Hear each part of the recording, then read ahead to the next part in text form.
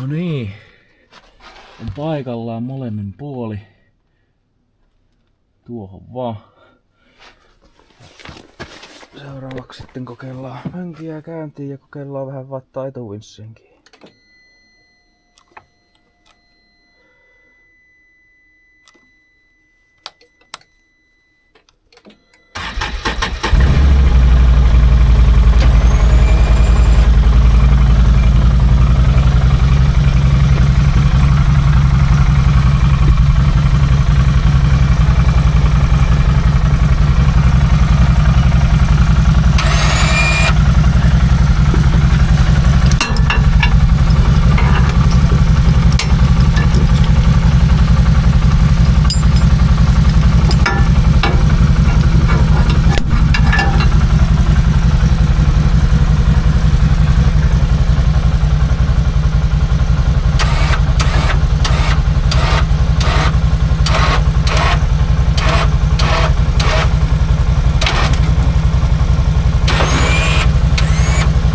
Joo, semmonen moka tuli tehtyä tuossa näittekin, että linko ei oikein noussut ja mönkien etupää vaan meni alas. Eli meikähän tuossa hirveän innoissani lingon kanssa touhutessa unohdin, että tuo mönkien etupään jousitus pitää jäykistää.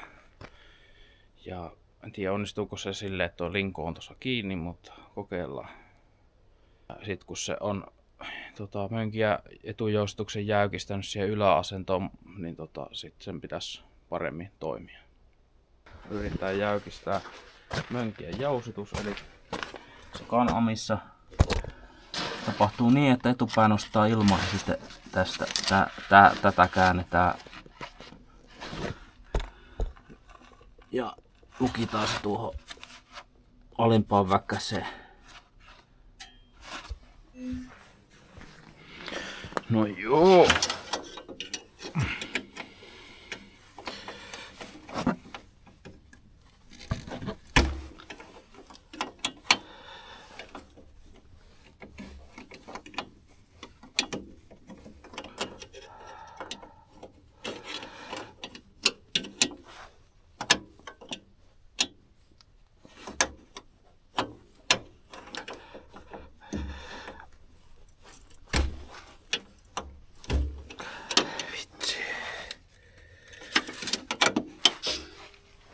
Yhden pykälän saa jo ylöspäin.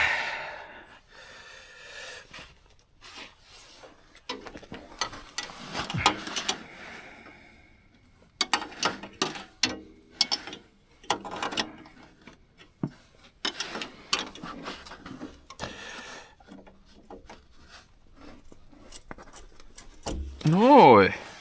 Perhana. Tuon korkeimmillaan, että sitä ei saa enempää jäykistettyä, että se on tossa pykälässä. No niin, nyt ollaan taas tässä pisteessä. Eli jouset on nyt jäykistetty ja linko on kiinni sekä keskikiinnitys paikassa ja sitten tästä etuvinssillä kiinni ja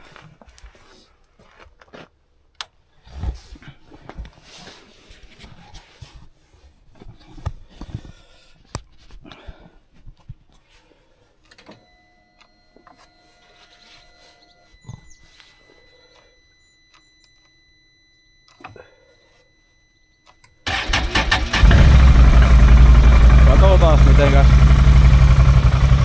tällä kertaa tuo nousee eestä.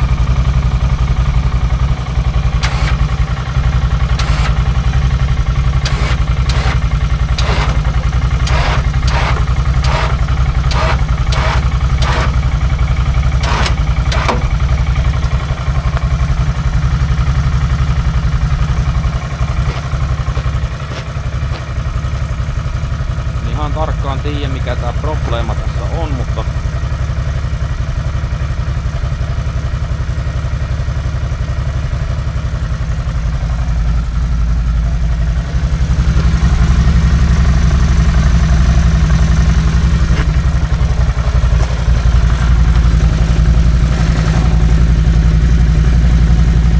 joo, taitaa ottaa pohjaan kiinni jo toi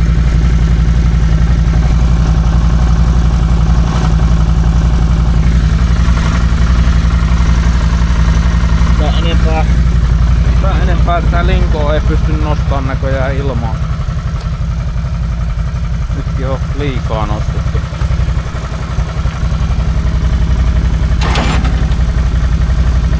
Eli. No niin, ja mä tuossa lopettelinkin pari viikkoa sitten, kun mä tajusin, että toi jousitus ei kanna ja linkoa ei saa nostettua ylös. Siitä sitten seurasi se, että täytyi tilata jäykemmät jouset. Tuli tilattua ne Latvolta. Nyt pitäisi kantaa ja nyt on mönkiäkin saatu tuosta lingon kanssa nostettua liikkeelle. En ole vielä kokeillut, mutta tässä lopussa sitten nyt sitten olisi tarkoitus kokeilla tätä ensimmäisen kerran. Tänne on tullut lunta, sanotaan, että semmonen 10 senttiä tänne Keski-Suomeen. Ollaan jo vuoden 2026 puolella ja katsotaan minkälaisia päivityksiä tuli mönkiä. Joo, eli tänne tuli sitten tämmöiset Latvon jouset. On kyllä huomattavasti jäykemmät tuntee ajaessa, että ei niin paljon jousta. Saatu linko ilmaa. Ei ihan älyttömän paljon, saisi olla enemmänkin, mutta enempää ei ole varaa, jos ei vielä vähän jäykistä jousia. Tuossa on vielä aika paljon varaa jäykistää ja nyt ottaa tuolta just tonne pohjaan vähän kiinni, että nyt se on maksimikorkealla mitä tällä nyt saa. Ja mitä muuta mä oon nyt tässä tehnyt, niin mä huomasin, että täällä oli nämä rasvanipat ja mä rasvasin ne. Ne oli ne rasvanipat siinä niin löysällä, että ihan pintakireydellä tehtaalta tuotuna ja ne olisi voinut melkein siitä jopa tippua pois. Mutta pikkasen täytyy niitä kiristää sinne sisään ja laittaa rasvaa ihan varmuuden vuoksi. Sitten pistän nyt tän tänne pistokkeeseen kiinni ja ohjaustankoon oli vaikeuksia saada mitään, kun tässä on tää käsille tää tämmönen suoja ja ei ole tilaa, niin minä pistin sen nippusiteillä nyt vaan tuohon ihan alkuun, että kokeillaan nyt mitenkä pelittää. Mutta joo, pistetäänpäs linko käyntiin ja pitkästä aikaa, vieläkö se lähtee. Ryyppy on bensahana auki. Ryyppy tuosta tuonne. Kokeillaan.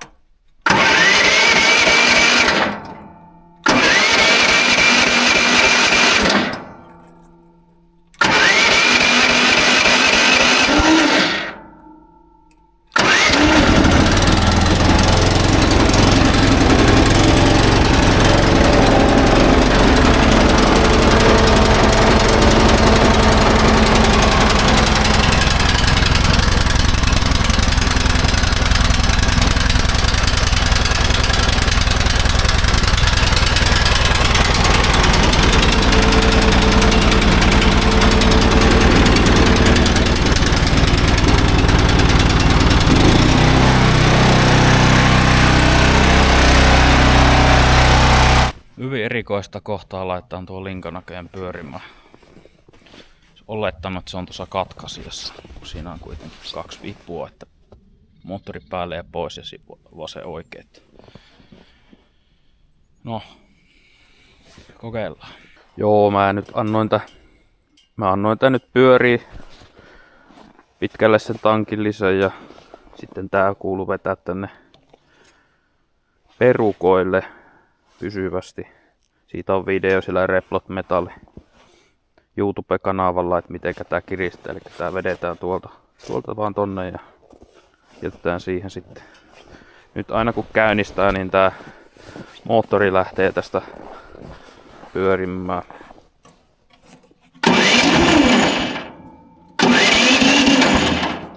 Tää vähän tuntuu luopuva aina.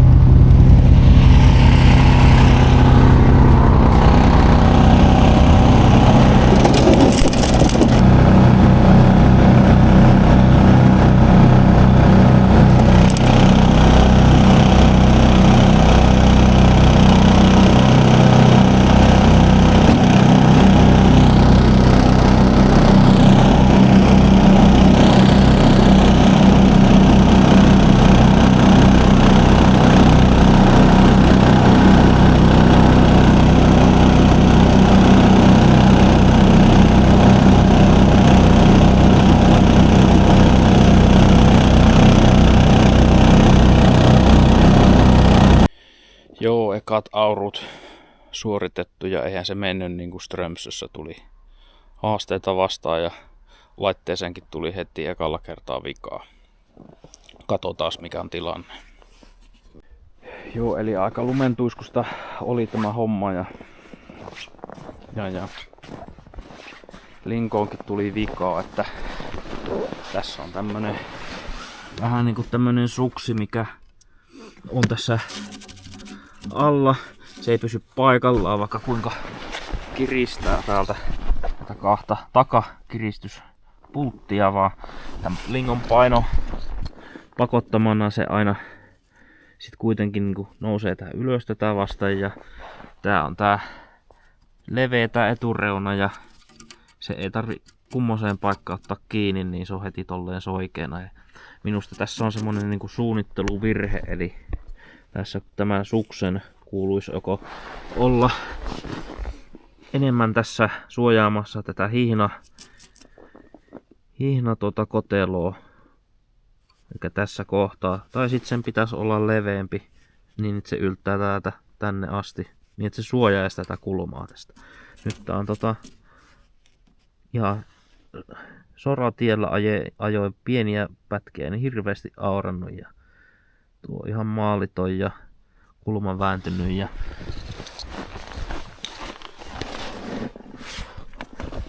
tätä en tiedä ensimmäisen ajon jälkeen kuuluuko tämän liikkua. Ehkä sen kuuluu. Täällä on hihnan kiristys, niin, mutta tuokaan ei hirveästi mieltänyt ylennä.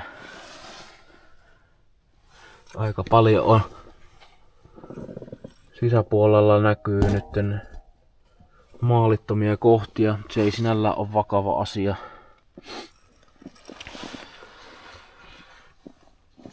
Mutta joo, melko lailla on lunta nyt kaikkea. Ottaa tuolta puhalle ja puhaltaa näitä pois. Ensi kertaa katsotaan kauan tässä kestää ja mitä lingolle käy. Se lähtee varmaan pajalle tuosta mönkijän kanssa. Ja joo, tällä hetkellä ei ole kovin mieltä ylentävä tunne tuo osalta, että harmittaa lähinnä. Toivottavasti ei mennyt enempää hajalle ensikäytöllä. Mutta joo, se on sellaista. Kiitoksia sukulaismiehelle vielä jousituksen asentamisesta. Siitä oli suuri apu. Se varmasti tulee säilyä mönkiässä, jos mönkiä nyt pysyy muuten ehjänä, vaikka tuo aurauskalusto vaihtuskin vielä jossain kohtaa, mutta ne taitaa olla ihan hyvät hankinnat. Lingosta ei ole nyt varmuutta, mutta jes. Ciao.